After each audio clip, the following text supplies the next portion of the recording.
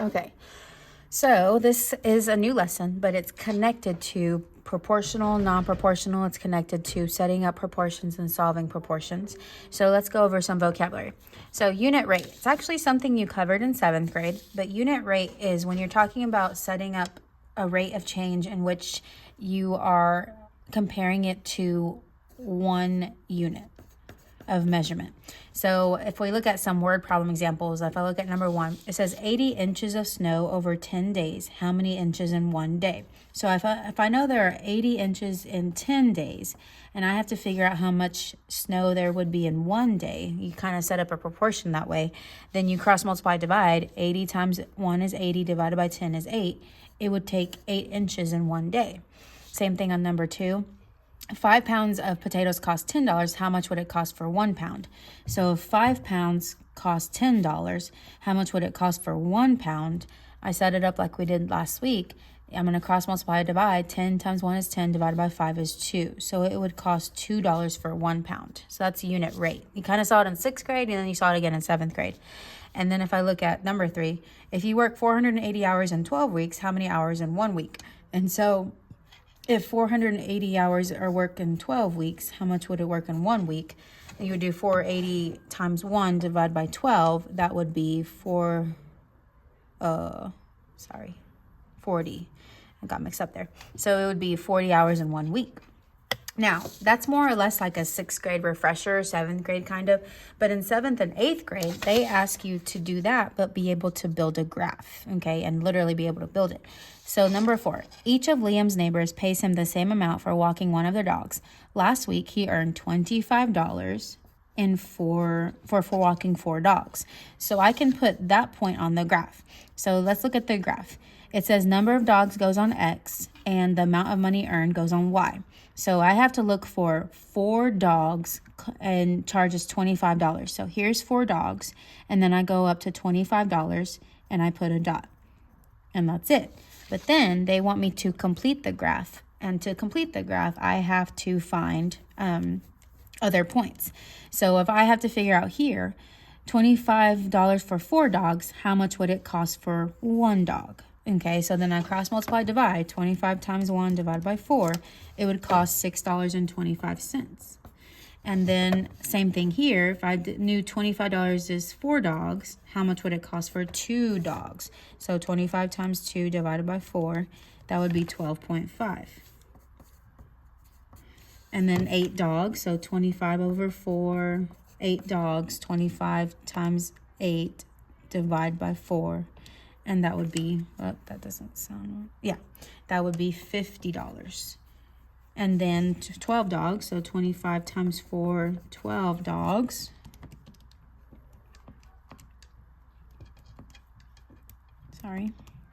Divide by 4, that would be $75. So then to complete my graph, okay, I got to find those points. So 2 dogs would be $12.50, so I'm going to just take a guesstimate.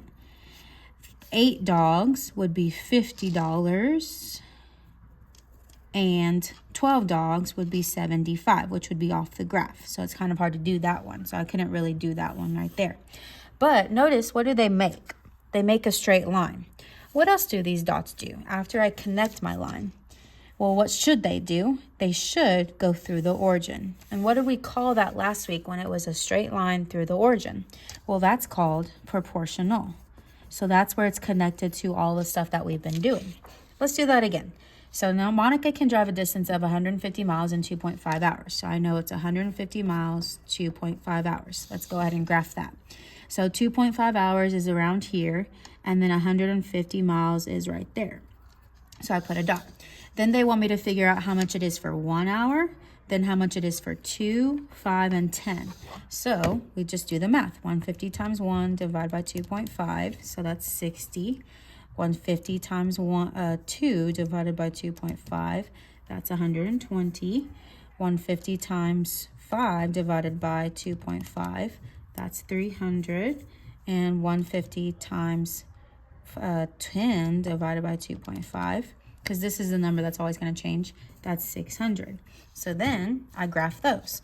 1 hour is 60. So again, this is just more of a guesstimate.